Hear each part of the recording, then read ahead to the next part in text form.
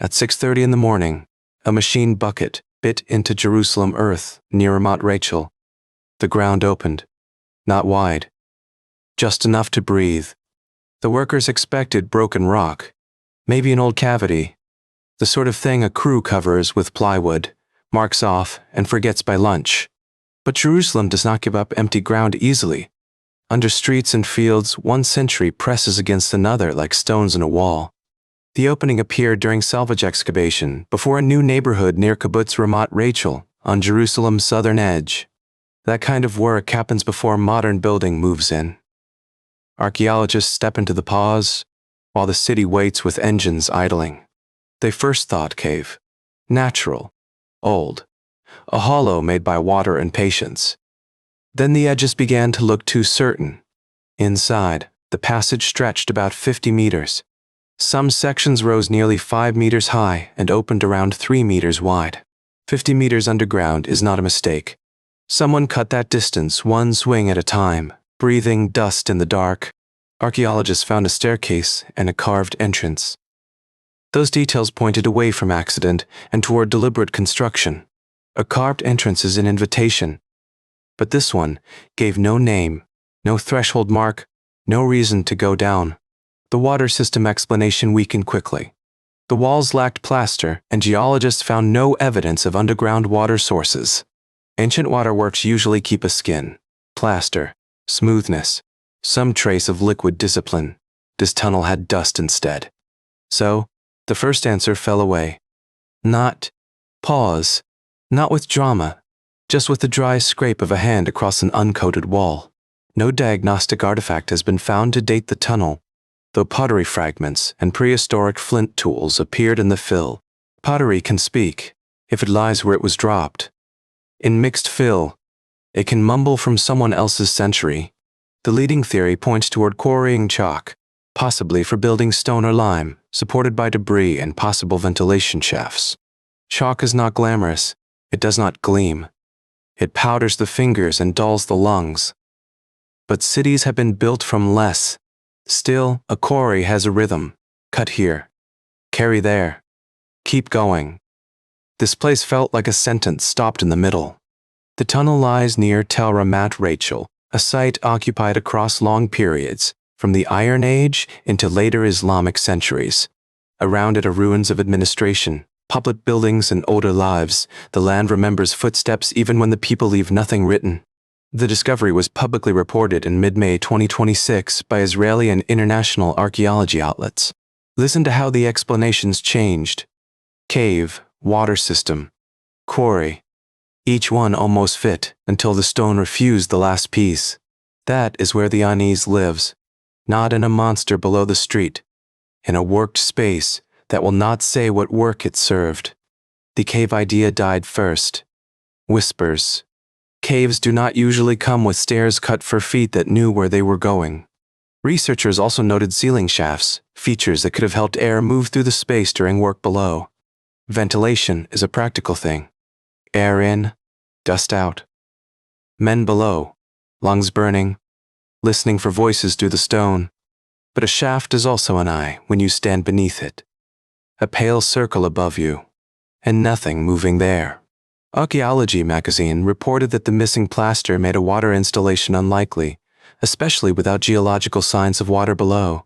Amit Reim of the Israel Antiquities Authority said archaeologists usually have explanations, but here they stood astonished and amazed. Astonishment is quieter in archaeology. It looks like people standing still, headlamps lowered, waiting for the ground to explain itself. Excavation co-director Zinovi Matskovich called it a huge investment of manpower and resources. That matters. People do not spend that kind of effort for a whim. They cut because something on the other side is worth reaching. Heritage Daily quoted the excavators saying not a single diagnostic artifact had been found, not even a small dating object.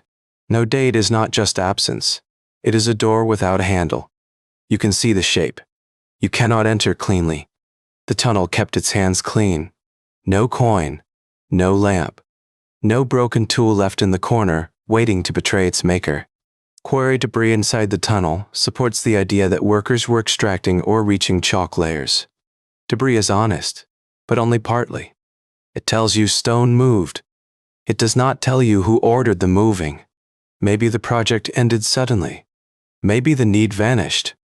Maybe the workers climbed out, covered the entrance, and never came back. Prehistoric flint tools were present in the fill, but they did not date the tunnel's construction. Fill can lie by being too generous. Old things fall into younger holes. Younger dust settles over older cuts. Pottery fragments also appeared, but none provided the clean chronological anchor archaeologists needed.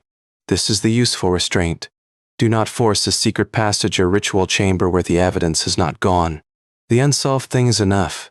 Stone cut by hands. Purpose erased. A long room under a city, refusing to introduce itself. The site sits close to other important archaeological remains, including Iron Age public architecture around Ramat Rachel. If there were footprints, they are gone. If there were voices, the chalk took them and gave back only dust. Imagine a last worker there, not the first, the last, the one who knew the job was ending before the tunnel did. A lamp guttering. Exhales a rope pulled up through a shaft, someone counting tools and finding no reason to leave one behind. Reports say the tunnel is expected to become part of a future archaeological park connected to the new neighborhood. If you visit places like this someday, respect the barriers. Context is fragile. One careless step can move the sentence archaeologists are reading. Modern construction makes the discovery feel stranger. Above, a neighborhood planned for families. Below, a corridor that never explained itself. Some parts of the tunnel are large enough for a person to stand beneath a ceiling nearly 5 meters high. Stand there in your mind. Your breath comes back then. The wall beside you is not natural. The silence knows that too. The largest spaces should have made the purpose clearer. Instead, they made the question bigger until it filled the roof. Geologists found no evidence for underground water sources that would explain a channel, cistern, or spring-fed system. A dry tunnel has its own smell. Chalk. Old air. The faint mineral cold of a place the sun never corrected.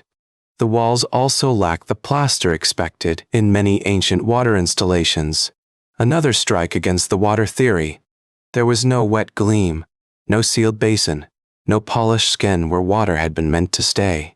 The carved entrance and staircase suggest planned movement into the space, not a random hollow opened by nature. A stairway is a promise. It says someone expected return trips. Someone expected feet, loads, light, maybe orders from above. The promise breaks underground. The steps lead to work, and the work leads to a blank space in the record. The excavation was directed by Israel Antiquities Authority archaeologists, including Sivan Mizrahi and Zinovi Matskevich. Archaeology often dates a place through small betrayals. A lamp base. A coin. A cooking pot broken at the right time. In this tunnel, the excavators said no small object had helped them determine when it was created. No coin. No lamp. No name. Just a long scrape of effort and the feeling that someone cleaned up before leaving. That absence becomes its own object. You carry it around like a shard in your pocket, sharp whenever you reach for certainty. Softly. If this quiet kind of mystery keeps you company, consider liking and subscribing. It helps the night shift find its way back. The story is not solved. That is the point. A solved tunnel becomes infrastructure. An unsolved one remains a question underfoot. For now, quarrying chalk for stone or lime remains the leading explanation. But the purpose is still not settled. A leading theory is not an answer. It is a lantern held out in front, bright enough to show how much dark remains. Under Jerusalem, there is a worked absence, a room made by intention, stripped of confession, waiting beneath ordinary future streets. Someday, children may walk above it on clean paths, strollers, grocery bags, keys indoors. The old air will stay below. The tunnel will still be there, stairs descending, entrance carved, ceiling shafts open like held breath in the dark. No date, no maker, no reason that survived, only stone cut carefully, leading 50 meters into silence.